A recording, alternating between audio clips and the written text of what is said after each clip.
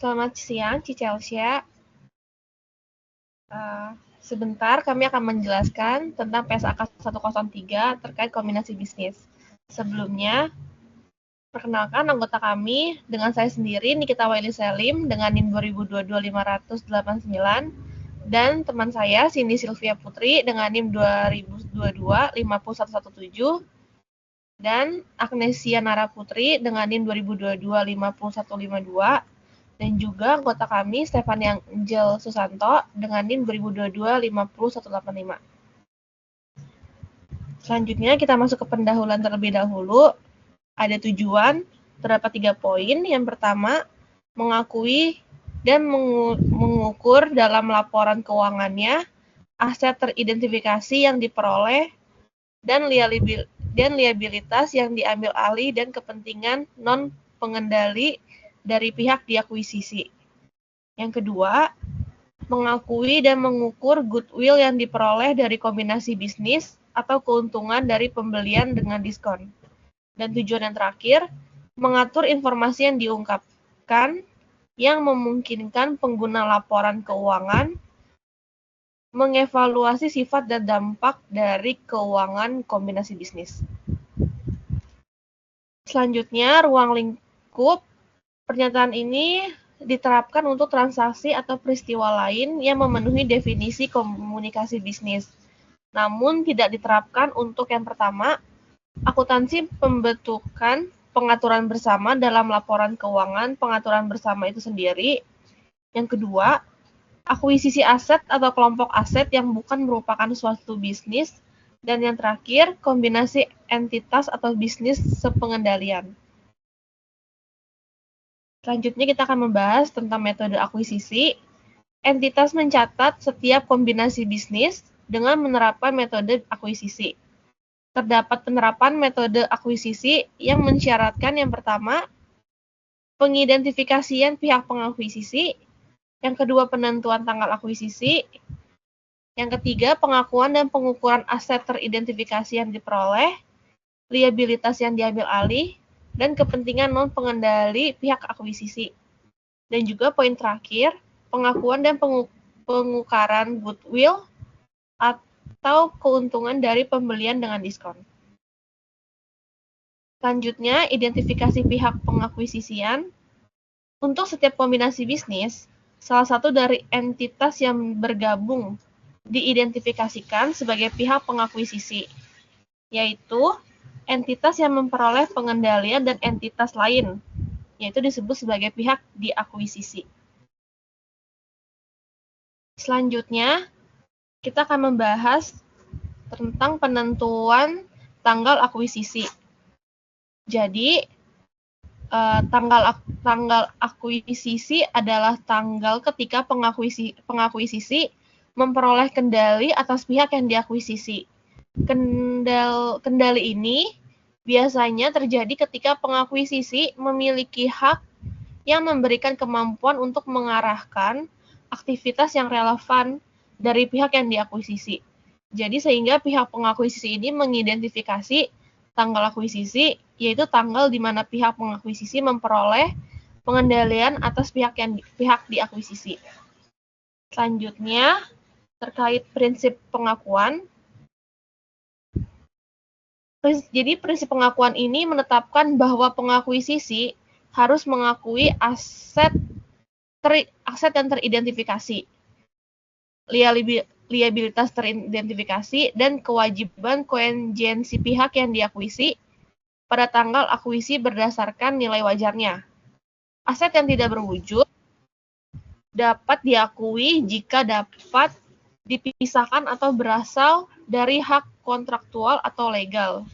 Selisih antara total imbalan yang dialihkan dan nilai wajar aset bersih yang diperoleh akan diakui sebagai goodwill. Penyesuaian dapat dilakukan dalam periode pengukuran apabila informasi tambahan tersedia. Beberapa item seperti pajak tangguhan atau manfaat karyawan yang memiliki perlakuan khusus. Jadi pengakuan dan pengukuran aset teridentifikasi yang diperoleh ini bisa disimpulkan bahwa sebagai liabilitas yang diambil alih dan kepentingan non-pengendali pada pihak akuisisi.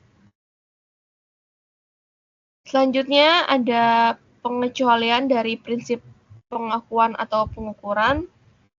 Jadi dalam PSAK kombinasi bisnis ini terdapat pengecualian dari prinsip pengakuan atau pengukuran untuk beberapa pos tertentu. Misalnya, seperti pajak tangguhan yang diakui sesuai dengan PSAK 46 atau pajak penghasilan, kewajiban atau aset yang terkait dengan imbalan kerja yang diakui sesuai dengan PSAK 24 sebagai imbalan kerja. Selain itu, goodwill dan aset tidak berwujud tentunya diukur menggunakan pedoman khusus, sedangkan liabilitas kontingensi hanya diakui apabila dapat diukur secara andal. Aset tidak lancar yang dimiliki untuk dijual diakui sesuai dengan PSAK 58 yang bukan sebagai nilai wajar biasa. Jadi dapat kita ketahui bahwa diakui dengan hasil yang berbeda apabila menerapkan prinsip dan ketentuan pengakuan di atas dengan menerapkan ketentuan pengakuan sebagai tambahan atau dengan menerapkan ketentuan dari SAK lain dan juga diukur pada suatu jumlah nilai wajar pada tanggal akuisisi. Selanjutnya akan dibahas oleh teman saya. Selanjutnya saya akan membahas tentang pengecualian dari prinsip pengakuan. Nah, penjual dalam kombinasi bisnis itu dapat secara kontraktual itu menjamin pihak pengakuisisi atas hasil dari suatu kontingensi atau ketidakpastian terkait dengan seluruh atau sebagian dari aset atau liabilitas tertentu.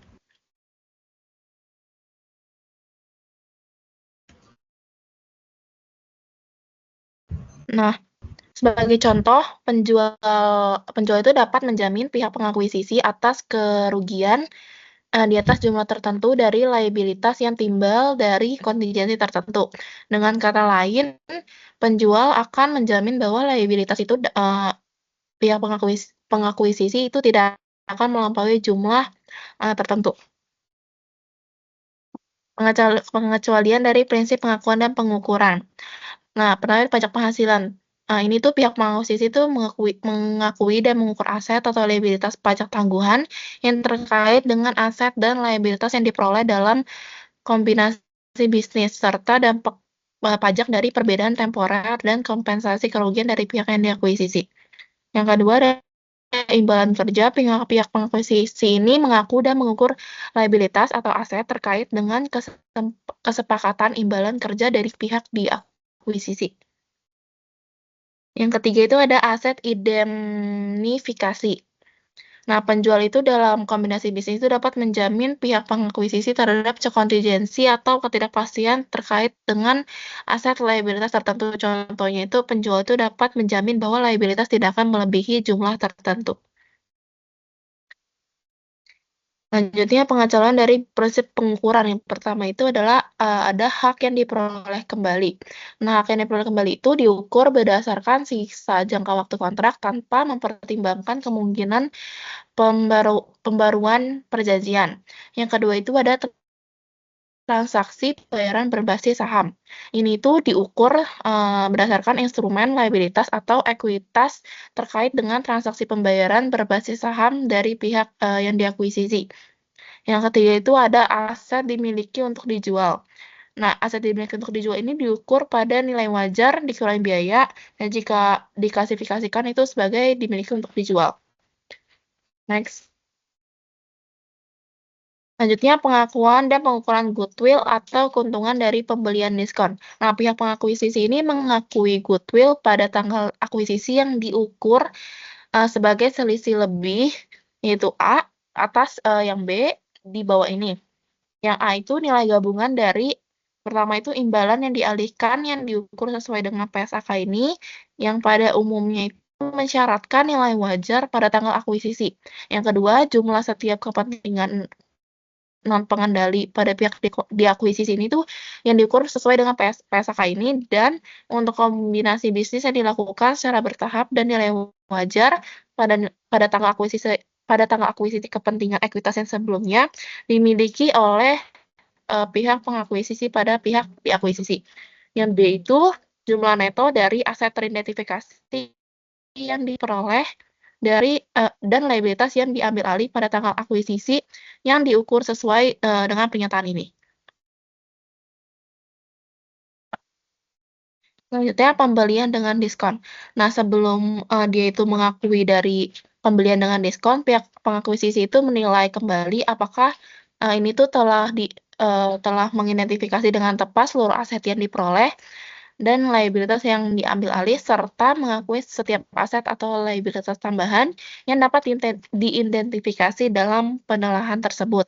Nah, pihak pengakuisisi selanjutnya itu menelaah prosedur yang digunakan untuk mengukur jumlah yang dipersyaratkan PSAK ini untuk diakui pada tanggal akuisisi untuk seluruh hal di bawah ini. Yang pertama itu ada aset teridentifikasi yang diperoleh dan liabilitas yang diambil alih.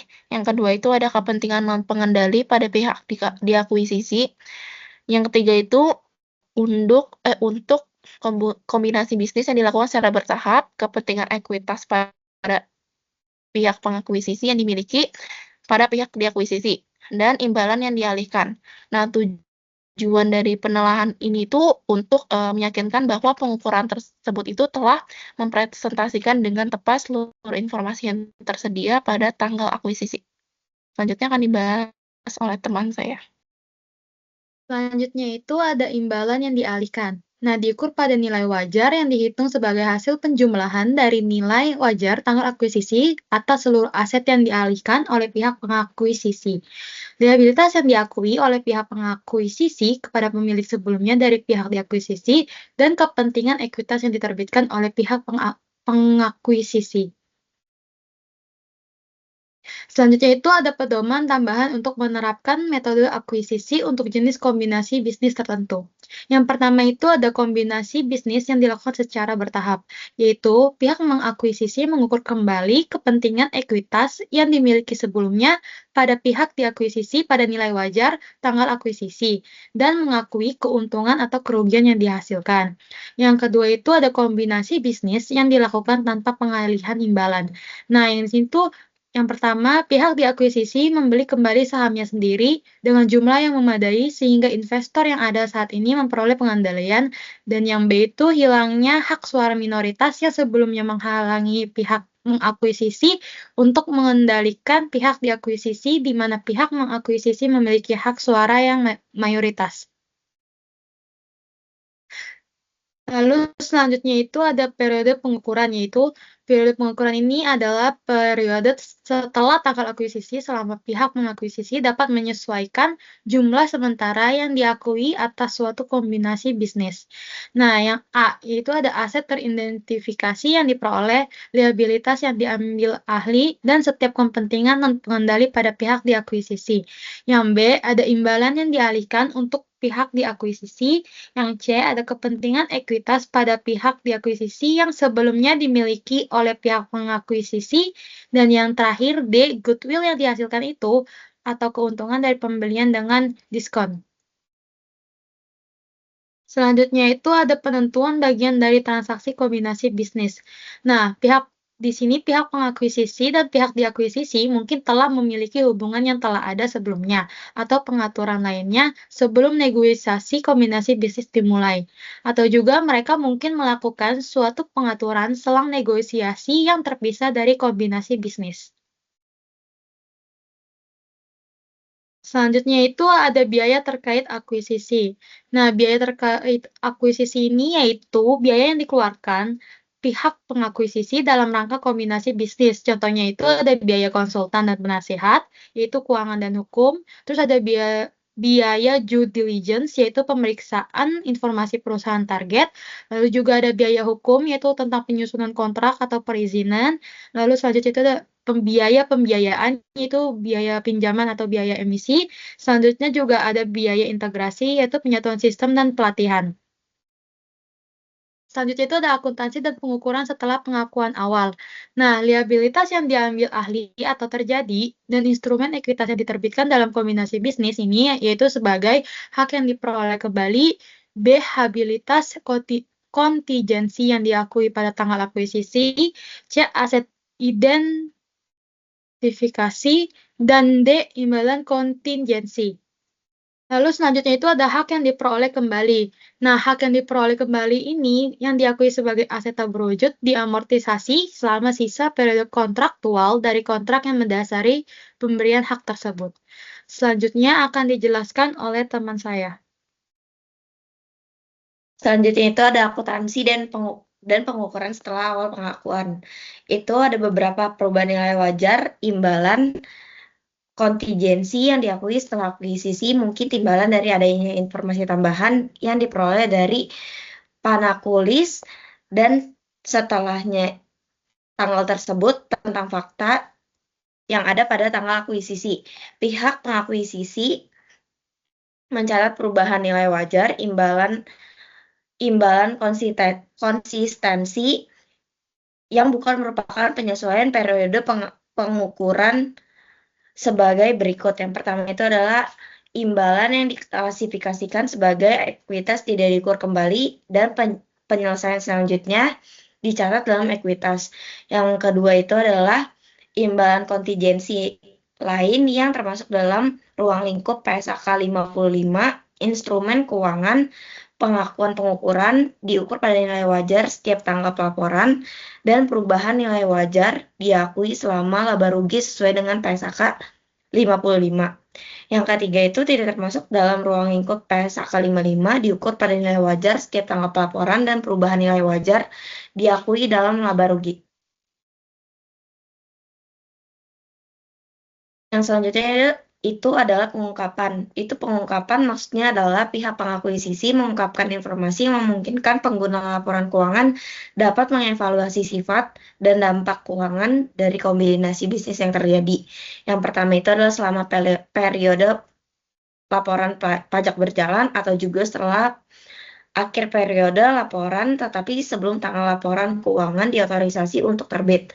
Pihak pengakuisisi mengungkapkan informasi yang memungkinkan pengguna laporan keuangan untuk mengevaluasi dampak keuangan dari yang diakui pada periode pelaporan berjalan yang berhubungan dengan kombinasi bisnis yang terjadi pada periode tersebut atau periode pelaporan sebelumnya.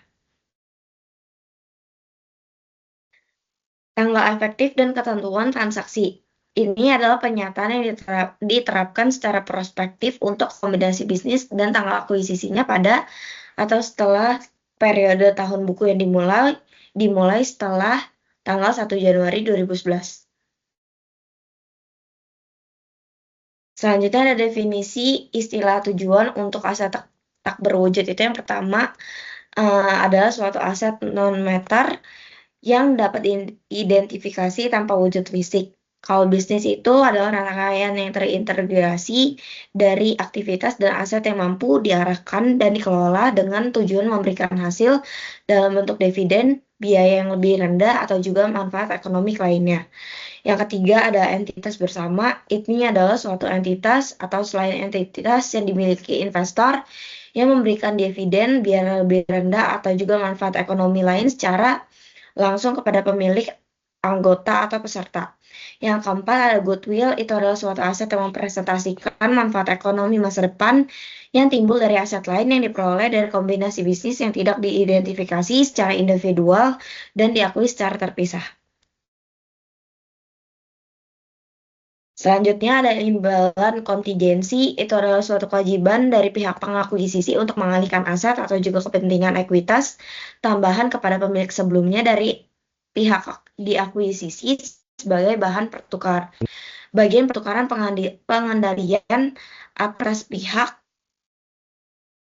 diakuisisi jika peristiwa atau masa depan yang terjadi tertentu terpenuhi.